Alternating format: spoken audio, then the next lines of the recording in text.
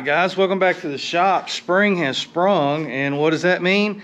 Well, that means the grass is growing, but that also means it's yard sale season, and I love a good yard sale. And this is how we're going to make rent this week, fellas, right there. Seasonal products, seasonal machines, small engines. They get used for a season, they get stored, they brought back out the next season, they don't run. People don't know how to fix stuff anymore.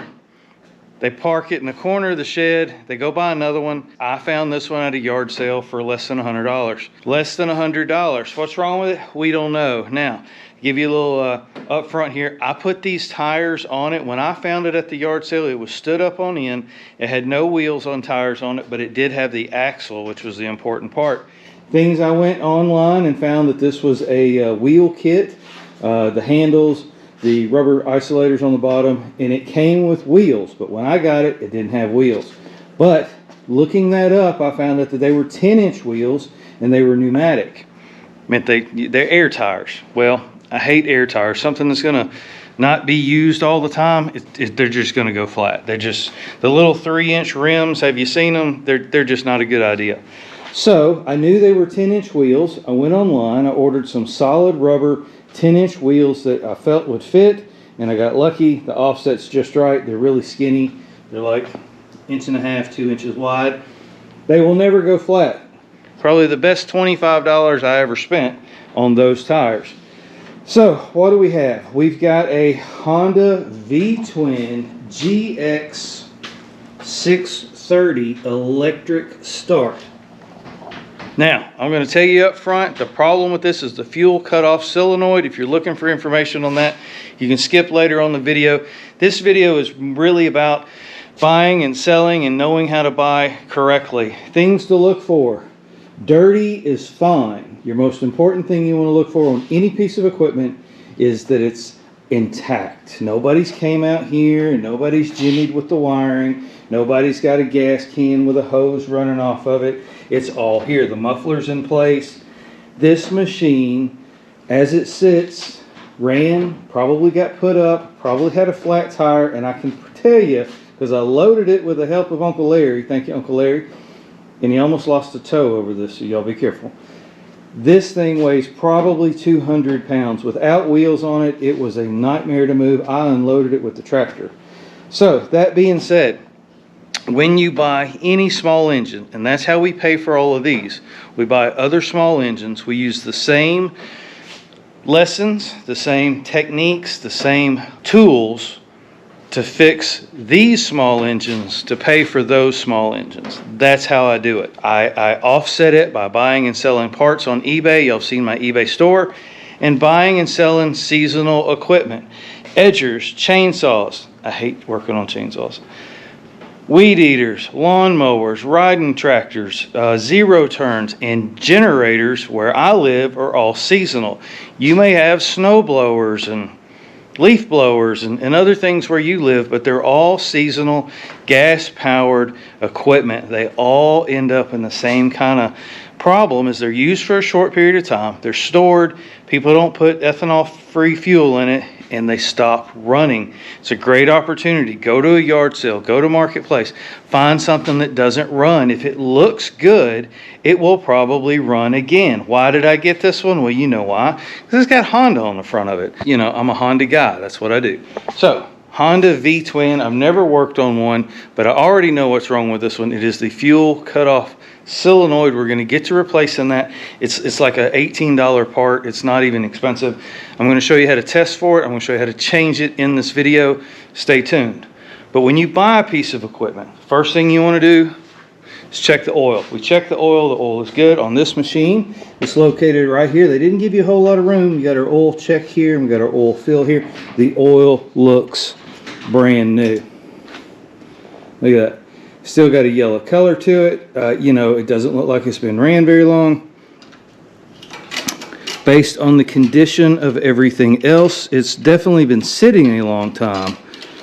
But run hours. So our oil looks good. I got it on my finger. A key is always important. Be sure you have your key. Our terminals. Look at this. This one does look like some mouse or something's been chewing on it. So, you know, keep that in mind. That is important. But look at your electronics up in this area behind the key. Look at your plug wires, make sure they are in place, because those components get expensive very quickly. So in diagnosing this machine, I pulled the tank off of it. You can see all my little grubby fingerprints all over it. I pulled the tank off, I got to the air filter. The air filter was clean. This machine would run on starter fluid, but would not run off of the tank. It would not run off of a bottle. This machine retails for over $2,000. This is the older model. So I don't know what year it is. It's probably 5 years old. But looking at it, it's been sitting most of that 5 years. So let's get started. Let's grab some tools. You're not going to need too many to do this. 10 millimeter as always, and a JIS screwdriver. If you need a JIS screwdriver, check out my friends over at 223 Cycles. They sell a full line of JIS screwdrivers, and they will take care of you over there for sure. I'm a firm believer, if you understand how something works, then you can fix it when it stops working. And so that being said, a lot of modern lawnmowers, generators, things of that nature, they have what's called a fuel shutoff solenoid. And what that does is it turns the fuel on and off just before the carburetor. So it works kind of like an electronic petcock. And I got one here. They're inexpensive. They require 12 volts, and they send a piston into like a needle in a seat. And what that does is you'll have a little connection like this. You've probably seen this hanging out the bottom of a modern carburetor. They cut the fuel off instantly. As soon as you hit that key, power is taken away from this. And there's a little plunger on the end of it there. And what that does is it goes in and out just like that, and it controls fuel flow to your carburetor, no matter what type of machine that it's on. Now, here's the junkyard fix for this. You get a machine, like I got this one, and it ran off a carburetor cleaner that told me the coil worked, the ignition system worked, the key worked, everything worked electrically, except it wasn't getting any fuel. So I went after the fuel system, I cleaned the carburetor, I changed the fuel filter, I cleaned the tank out, still was not getting any fuel. I checked the fuel pump. This machine requires a fuel pump. Simple, pull the fuel off, the line going to the carburetor, bump the key a few times, you'll see it squirting out. You know your fuel pump is working. So I knew that this was stopping fuel from going into the carburetor. Kind of test your theory before you go buying new parts. The Bush fix, and I only recommend it in an emergency situation, testing purposes only. You need electricity, there's a storm going on, and all of a sudden your machine's not working. Take a pair of pliers, or wire cutters if you will, and nip this piston, the smallest little piece here. Just cut that off so it can no longer go into its needle and seat configuration. So we are going to replace it with a new unit. So let me go through the steps on replacing that fuel cutoff solenoid. Again, you're going to find this on modern lawnmowers, generators, things that need to have the fuel turn off immediately. All right, on this machine, it's pretty straightforward. You're going to have two Phillips screws here. You're going to have a couple of 10 millimeters.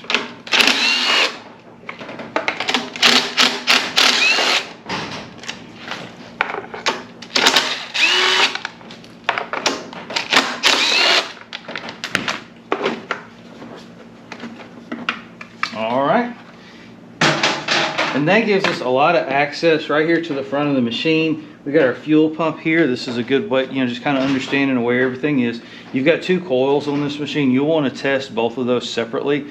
Test both spark plugs for spark, just like we do on our three-wheelers. You just go through the steps. This is using those same skills to make a little money to go off and buy more three-wheelers. Now, the information I'm giving you today will work on the GX630 and the GX690. And so it's pretty straightforward. This is the wire. Now, be prepared that when you take this out, fuel will come out. It's perfectly normal. You can stick a rag underneath here, and that's probably what we're going to do. There's this vent line here. It's an overflow, I believe. Let's just kind of pull it down out of the way. You are going to need a thin wall socket, and it is kind of a tight fit to get it up in there. Break that free. Now again, you're going to get some fuel. It's going to run out here. It's not a big deal, and it's not a whole lot. Be sure your fuel is turned off. There's the fuel flowing out. Be sure your fuel is turned off at the tank, and you're going to pull that out, and it looks just like that. Now, just like I told you, I have cut the end of this one off because it was just jammed up in there and I couldn't get it out. That cutoff allowed the fuel to flow, and this machine worked perfectly. So we're going to take it out, and that's what it looks like. Let's compare it to the new one. That's always a good idea. Before you go replacing parts, there you go. There's the new one next to the old one. And as you can see, I just cut the nip of this. I just nipped the end of this off so it could no longer plug the fuel up.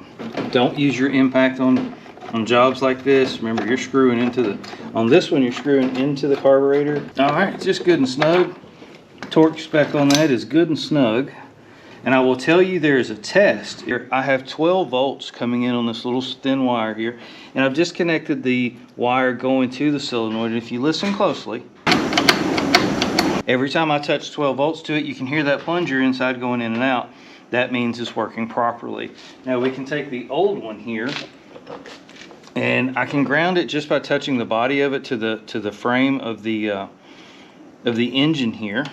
And if I touch 12 volts to it, nothing. You see the little spark there as it touches, but you don't hear any click. You don't see the piston going in and out. It's jammed up in there. It's not working. Be sure and connect your wire back here.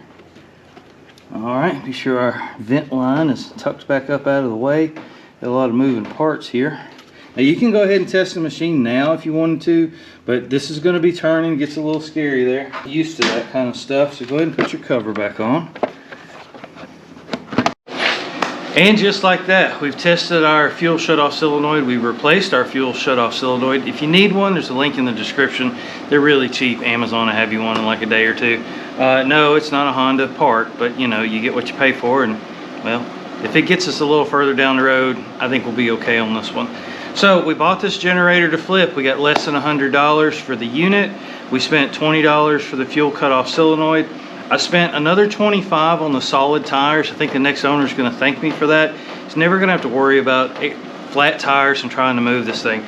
This machine is really too big to be considered portable. It's 200 pounds. It's everything I want to move it, and I certainly can't pick it up. The add-on kit for the wheels is just a nicety. It's going to help it sell. This machine sells for $1,500 on the used market. It's seasonal. No, not everybody's going to want one in the middle of summer, but I promise you, where I live, come hurricane season, this is like money in the bank. All right, so just like our three-wheelers, we cleaned the fuel system out. We put a new fuel filter in it. We cleaned the screen and the petcock. We cleaned the screen and the carburetor. We cleaned the carburetor. We did get it to run off a carburetor cleaner, but it would not accept the fuel from the tank. The spark plugs looked good. We went ahead and cleaned them with a wire wheel, put them back in. All of our wiring looked really good on this machine. Again, I looked it over before I bought it. It was complete. It just didn't run, and it was missing the tires. Those two reasons sidelined this generator with a Honda engine. So let's see how we did. Got a jump box hooked to it. I got a big 3/4 inch drill over here we can run. Let's check the output of the generator, make sure it is creating power like it's supposed to. I have seen them where they quit making power. Again, there's no certainties in life. This thing could have stopped making power, and maybe that's something wrong with the generator or the head on it. But for less than $100, just buying the motor alone is a huge win. This motor, if you needed to replace it, if you had to go buy a 630 today, it's $1,400. So, did we do good? Let's find out.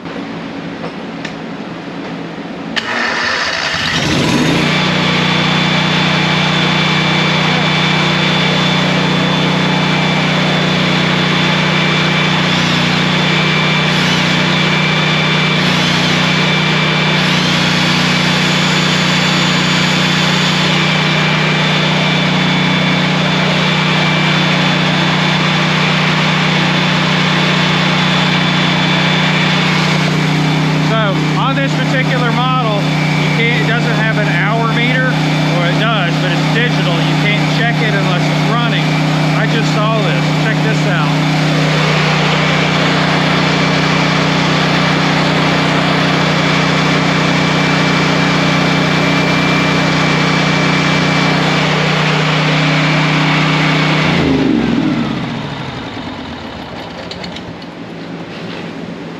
There you go.